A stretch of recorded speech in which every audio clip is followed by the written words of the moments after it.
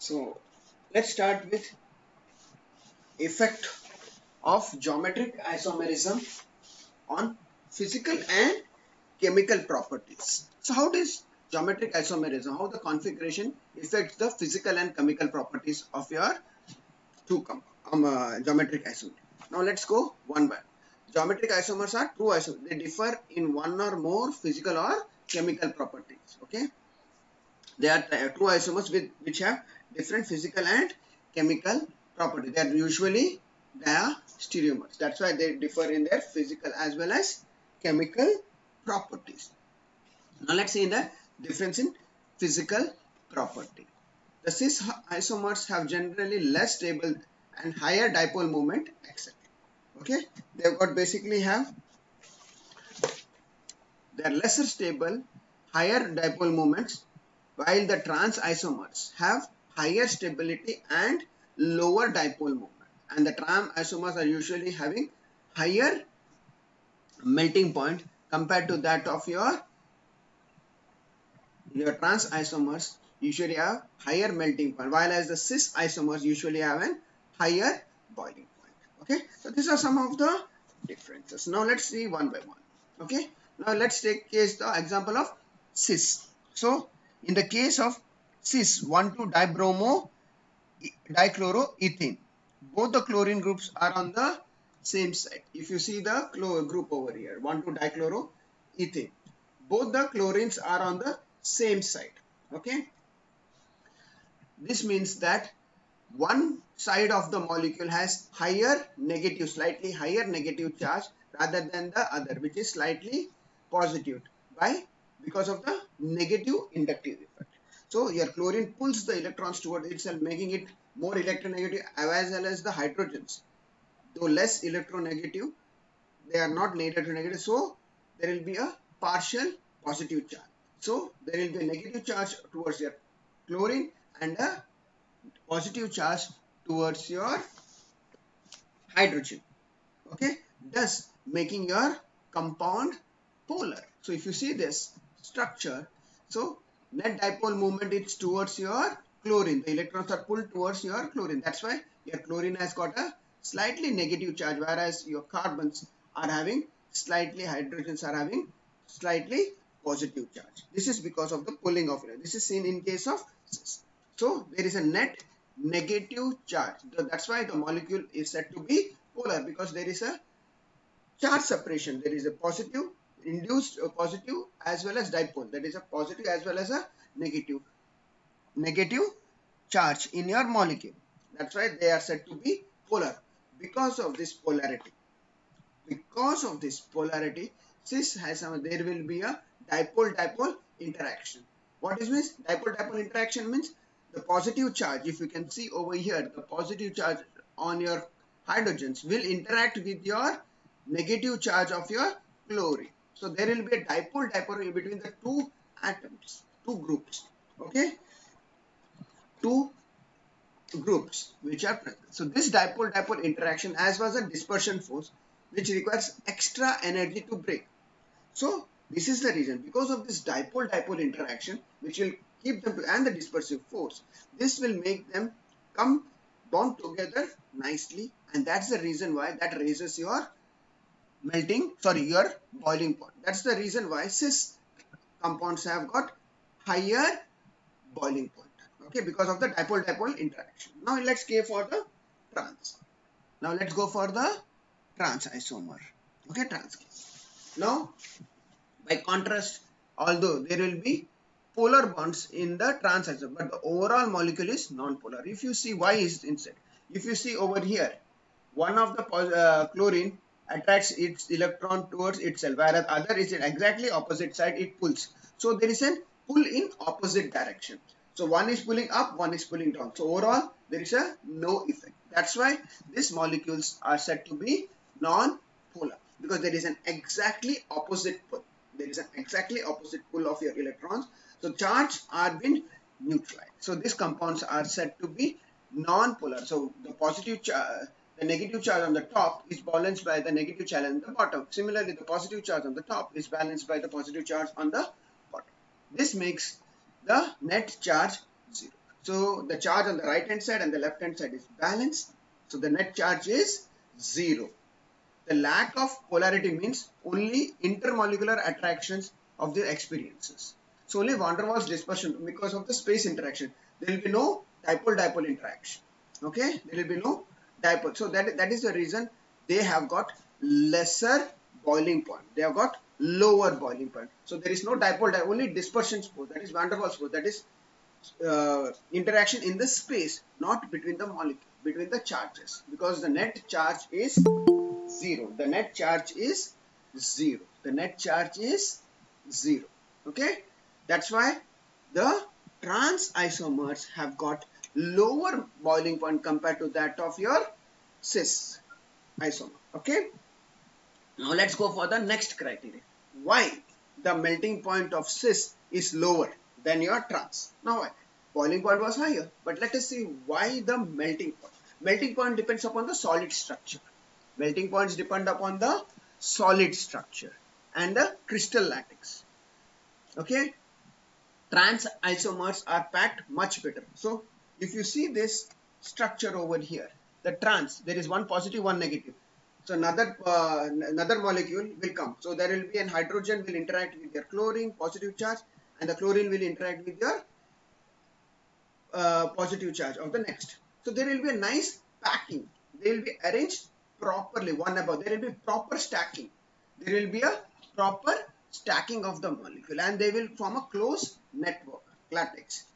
That's the reason why the lattice formation is better than that of your cis isomers. Okay, the lattice form, because there is an interlock. There will be interlock in case of trans isomers.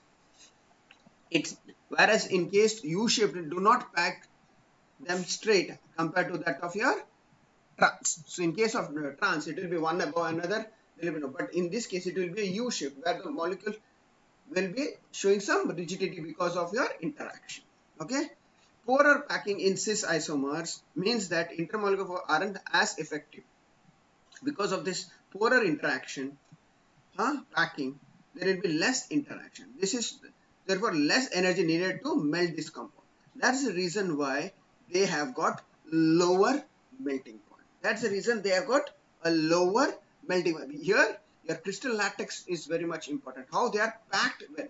How they are packed, not your dipole-dipole interaction, but your crystal lattice forms. So crystal lattice forms when there is a closed packed structure, whereas which is more in case of your trans compared to that of your cis. Okay, that's the reason why your cis isomers have got a lower melting point compared to that of your trans isomer. Okay, now let's see the chemical properties. Let's see the chemical properties. Let's see the chemical. The chemical properties usually are the same, but sometimes they differ. For example, let us see the example of cis-2-butene, that is 1,4-dio, that is malic acid. Okay, malic acid and fumaric acid. In case of malic acid, it is an cis isomer, whereas in case of fumaric acid, it is a trans isomer. So which one will undergo dehydration? The 2-carboxylic acid group. Since the cis isomers are in close proximity, it undergoes dehydration to form your malic anhydride. It forms a malic anhydride.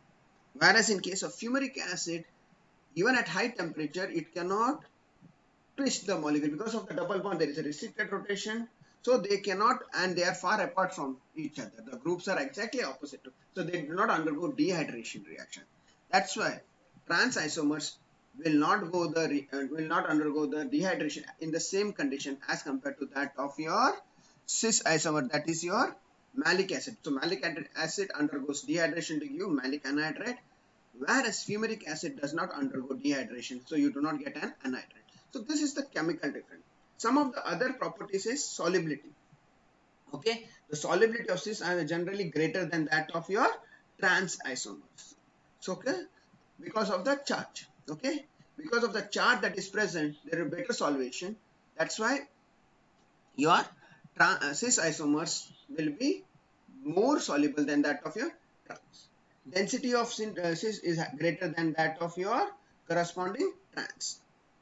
density of your cis is generally more than that of your trans. Now this is another method, chemical method. This is another chemical method. Okay, method. So what is the method? Method of conversion into a compound of known configuration. Method for converting into a known configuration. In this method, the configuration of pair of enantiomers can be determined by converting them into the compounds whose configuration is already known. So you have to convert it to a compound whose configuration is already known. Okay. Now let's go for the structure. Okay. For example, now let's say consider protonic and isochronic acid, and there are two trichlorocrotonic acids, 1 and 2. There are two trichlorocrotonic acid. Okay, the isomer which yields fumaric acid is of trans isomer, while the other is your cis isomer. So that from the product which is formed, if it forms your if the product is got from a crotonic acid, then it is found that the compound is, the starting material will be of the trans configuration. So this, from the product we will come to know what is the configuration of your starting material. So this is how you can find the conformation of your compound using by knowing the this thing, configuration of your product. This is how you can find the product.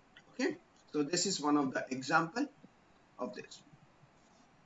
So now next is rearrangement method. Next is like Beckmann's method. So in case of Beckmann's, if an oxime is treated with an acid, it undergoes rearrangement to give an amide, which where only your trans isomer will give an your product, your cis will not. Okay, so the most preferred, this one will be the transmigration. So this is how you can also use to determine the configuration of your compound. Now the next is spectroscopic method. The next is spectroscopy, UV, because it will have got different absorption because of the dipole. Because of the dipole moment, the absorptions will be different.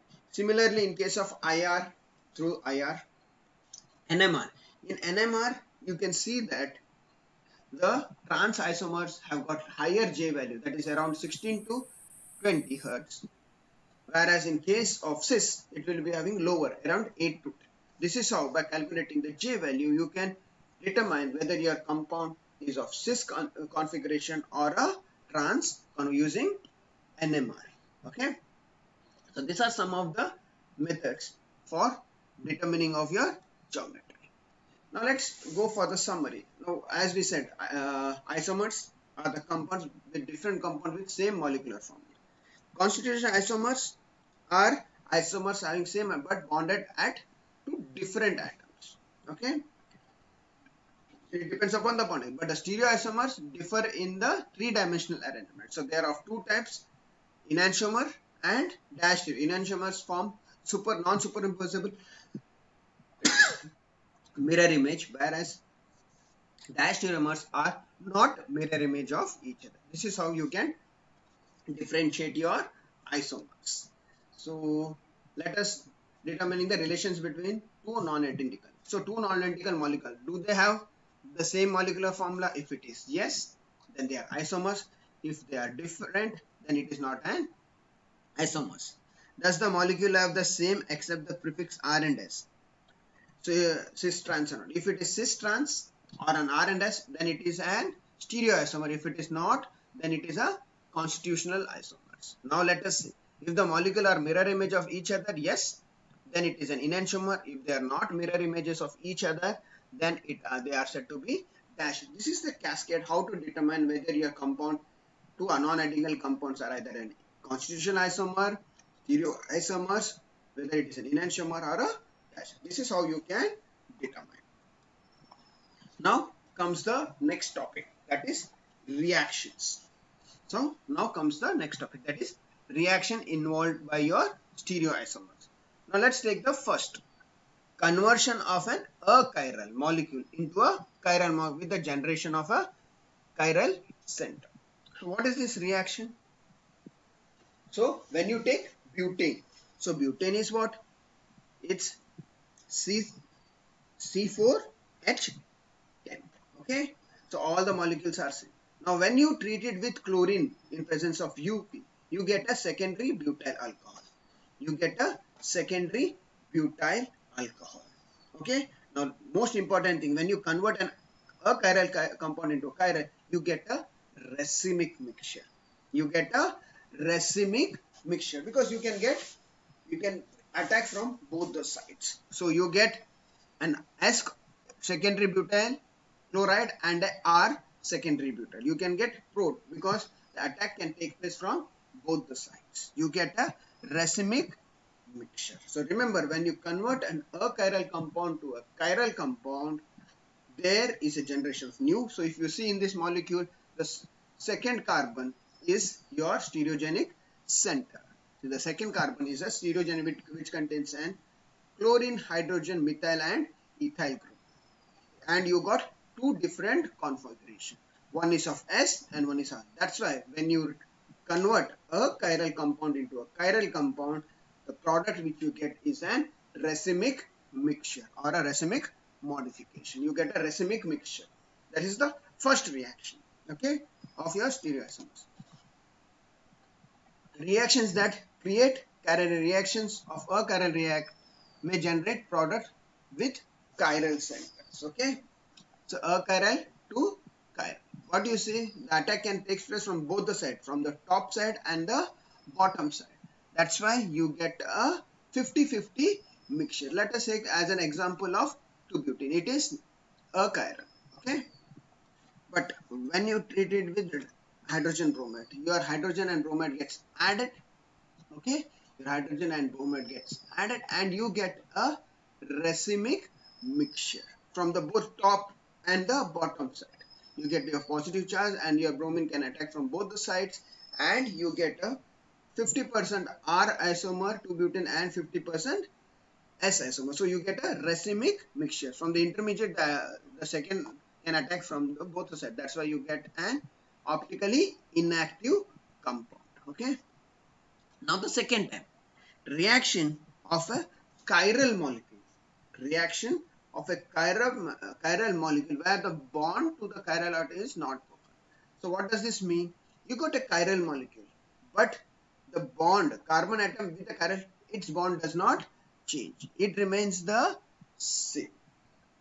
So now let us see the example. You take a compound, you treat it with the chlorine and bromine. Okay. So what is this? Your one carbon is that second carbon, if you see, which is chiral, it is not getting changed. Okay, your chiral center is not changed, but your another carbon which is above gets chlorinated. So what happens in this case? What happens in this case when the chiral center does not get affected by the reaction? Then there is an retention of configuration. Okay, no bonds of the chiral center are broken, configuration is retained. So remember, when there is no change in the chiral center and there is a reaction that takes place, you get the configuration is retained and the product is optically active. Listen carefully. When the chiral center is retained, is not changed, not broken, no bond in the chiral center is broken, a new compound is formed. The new compound that is formed retains the configuration and the compound is said to be optically active. The compound is said to be optically active. So you get a compound with a known configuration. So what is the configuration of a starting material? Same will be the configuration of your product. So there will be a retention of configuration. Okay, these are some of the examples. Okay, this was studied by using X-ray chromatography. Okay, you get the same isomer. Now let's take for the third example. This is reaction like A and B, where but only thing is that second chiral center is generated. So there is another chiral center which is generated. So what happens when there are two chiral centers? You get different enantiomers. Okay, so you get an dash stereomers with unequal amounts. So what happens when a new stereogenic center is formed? You get an dash stereomeric mixture. Okay, so when there is a generation of second chiral center, there is a formation of your diastereomer. So one is there, so they will get two different configuration. S configuration you get RS and SS. So you can get two dash stereomeric mixture in unequal proportion. They might be active or they may not be optically active. So this is one of no bond is broken at the chiral center and a new chiral center is formed. The products are dash stereomers and each fraction is optically active. Individual might be optically active. So dash stereomers can be either optically active or can be depending upon the configuration and the concentration. If it is a meso compound, then it will not. Otherwise, it will show optically activated. So there is a generation of dash stereomers when new stereoisomer is formed. When the new stereogenic center is formed. This is a third type of reaction. So you get a diastereomers. You can see this reaction. Now the third reaction is when a chiral compound reacts with an optically active reagent. So what happens when a chiral compound reacts with another optically active reagent? So this method is used for the separation of your enantiomer. This is used for the separation of, where because the product that is formed by the reaction between an chiral compound and another optically active leads to a formation of diastereomers, as I explained before. And these diastereomers can be separated using different techniques like distillation, crystallization. The enantiomers differ in the reaction with optically active. Yeah, as I said, they will react differently with the optically active reagent. Let's take the example, enantiomeric acid can be reacted with an optically active acid or a base to form a salt, that are diastereomers. So two stereogenic centers are formed, so that will lead to a formation of a diastereomer. And since diastereomers, as we had explained earlier, have got different physical properties, they can be separated by physical, and these salts can be converted back into free acids, and this is the method, that is resolution of your enantiomer. This is how you can do the resolution of your enantiomers. Okay, so you take acid and base, you form a diastereomers, then you can separate the diastereomers, you do the hydrolysis reaction to get back your pure enantiomer. This is how you can purify the, so this is one of the examples of your resolution of your racemic mixture. You take an your compound racemic mixture with an pure compound, optically active compound, react it, you get a diastereomer, you separate it by crystallization, then you do the acid hydrolysis to get back your pure compound, that is your alanine. Okay, that is your alanine. This is how you can separate the mixtures of alanine. So this is an example of your resolution of diastereomer. The same thing by using a optically active reagent. Now a reaction. The next reaction is what? That was the next reaction. That is the fifth type of reaction, is when a chiral compound in which bonded is broken. So the chiral compound bond is broken. So what happens when the chiral compound bond is broken?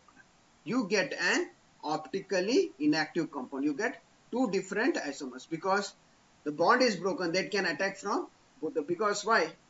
Your tetrahedral geometry gets changed into your trigonal, and the molecule, the attacking group, can attack from both the sides. That's why you get an optically inactive compound, that is an racemic mixture. So whenever the bond is broken at the chiral center, you get a racemic mixture. Why? Because when the bond is broken at the chiral center, one of the group is lost. The another group that attacks, the another group can attack. The tetrahedral geometry in the reaction state gets converted to a trigonal geometry in the intermediate state, that is in the transition state, and the attacking group, the nucleophile, can attack from both the sides, from the top as well as bottom of your trigonal intermediate. That's why you get a optically inactive compound. So when the bond is broken at the chiral center, the new compound that is formed will have a racemic, will give a racemic mixture. It will give a racemic mixture and optically inactive compound. Okay, because of the racemic mixture. So that's about your fifth class. Okay, so now let us, so this is what has happened. As your sp3 hybridized gets converted into an sp2 hybridized, and the free radical can attack from the top as well as bottom. Okay, it becomes flat, so the radical can attack from the top as well as back. So that's why you get two different isomers, and that's why the compound is said to be optically inactive. In a reaction of a chiral compound in which a bond to a chiral is broken, the stereochemistry depends upon the mechanism, which means that we can use stereochemistry of such reaction to give the information of the mechanism of reaction. Okay, you get an optically inactive compound. This is chiral synthesis. What is chiral synthesis? You take pyroic acid, that is CH3C+O COH. You treat it with ranitidine.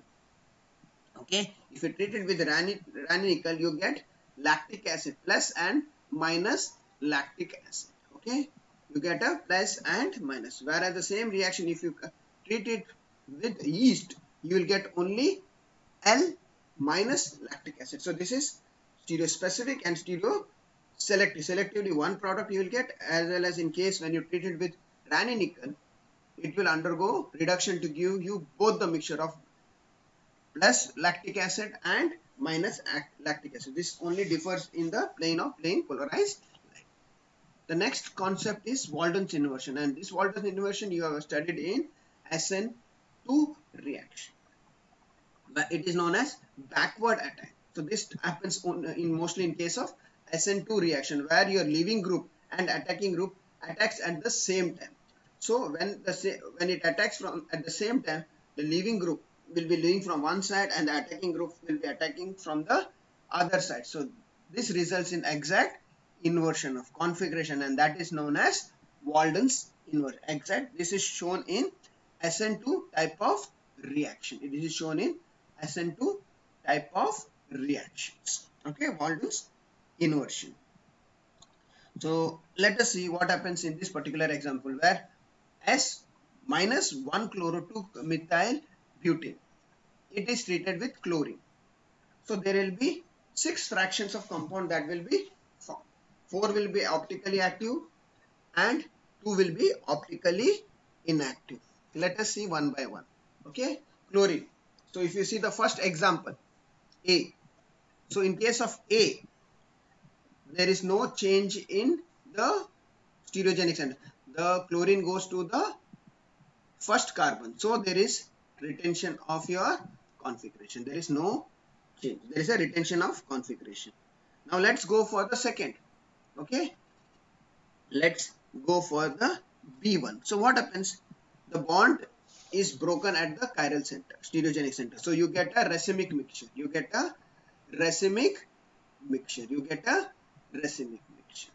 The third one is it attacks on the same carbon. So there will be, you get a optically inactive compound.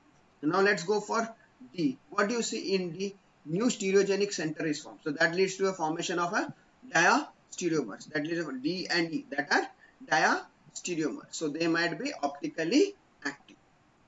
Okay. And the next one is the same. New generation of a new stereogenic center. So that is also optically active.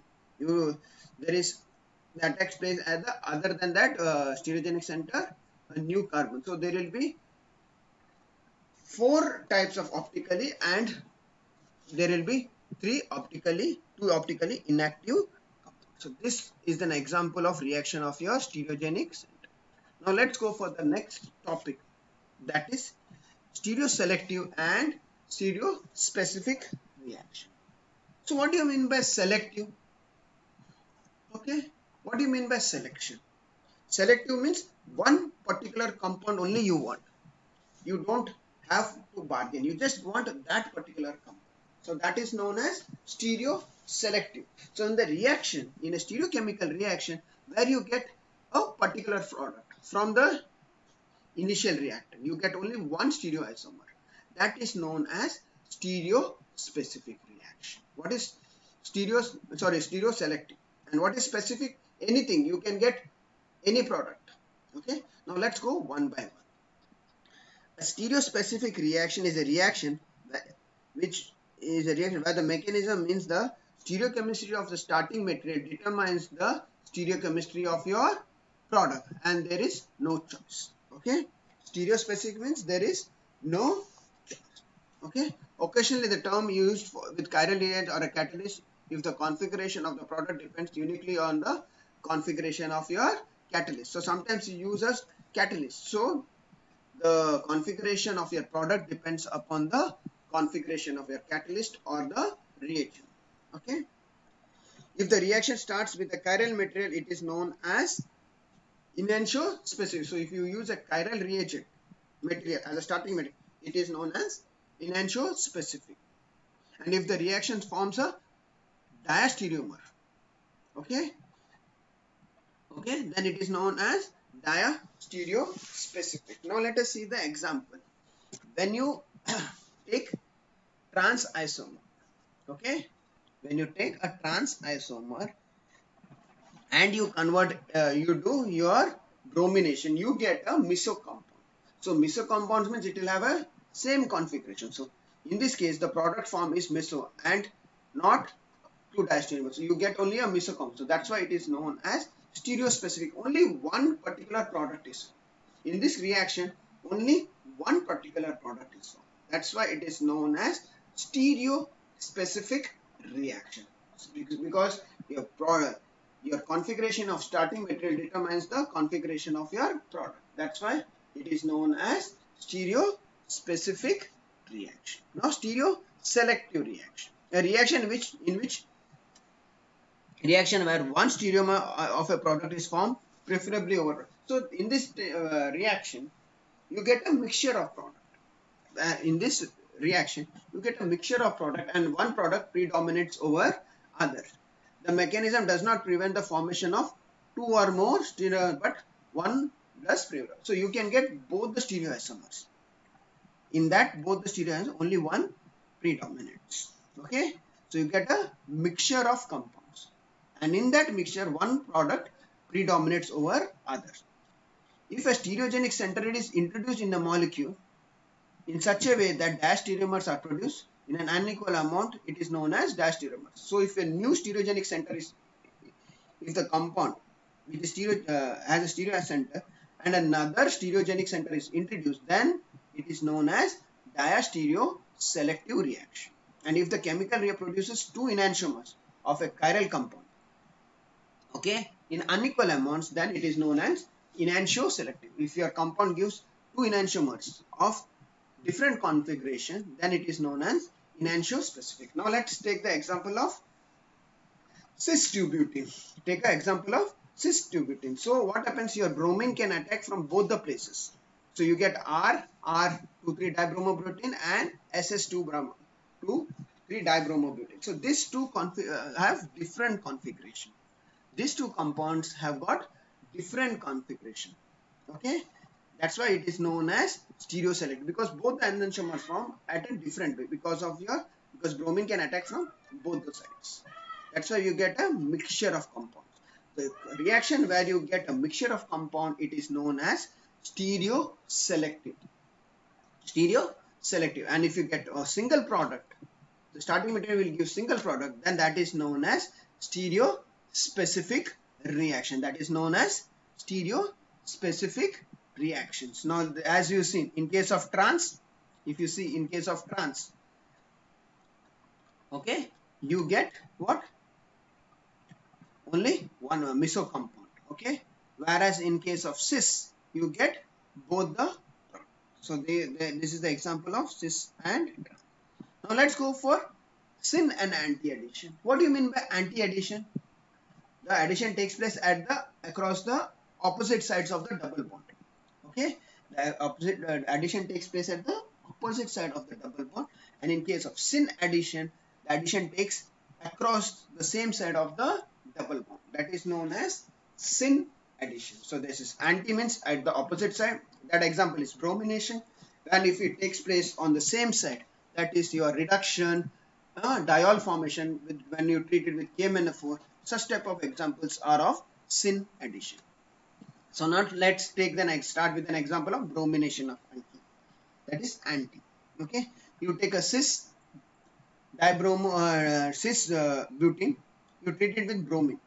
So you get an anti addition. So you convert it into. So what you have to do? You have to convert your this thing into your Gauss formation into your eclipse form, and then according to that you have to. So if you can see two products, you can see you get two different products. Okay, in case of cis. So that's why it is known as stereoselective. Whereas in case of trans, if you take the bromo addition, you convert it into your this thing eclipse form. So you'll get only one product. That is your meso compound. By rotating against C2 and 3, you get a Fischer projection. If you seize that product, you will get a one product. That is your stereo specific reaction. So in case of trans butene, your product is of stereo specific reaction, and in case of cis butene, when there is an anti addition, you get a stereo selective reaction. So this is an example of anti addition, that is bromination of alkene. Now let's go for the next. Now next reaction, syn addition. So that example is hydroxylation of alkene, that is oxidation with KMnO4. That is a syn oxidation. Okay, so cis butene will give you a meso compound. So addition takes place across the same. So in case of cis butene, it will give meso 2,3 dihydroxybutane, whereas in case of trans butene, it will give a racemic mixture of S and RR, 2,3 dihydroxybutane. So this is the difference between cis and trans. Okay, let's see the example. Cis butene, when it is treated with KMnO4, since both the group are the same side, attack place along the same side, so you will get a meso compound. Whereas in case of trans, your example, you will get a mixture of enantiomers. Okay, that's why it is an example of stereo selective and stereo, because the addition, your OH and H will be on the same side. Whereas in case of trans, the OH will be on the different sides. So that's why you get an stereo selective reaction in case of your cis and stereo specific in trans. Okay. So these are some of the example where your addition takes place across the same bond. When you do the convert it into Fischer formula, you get 2,3. In case of trans, you will get both the enantiomers, whereas in case of cis, you will get one compound. So these are the example of stereo specific and stereo selective reactions. This is the example of stereo specific and stereo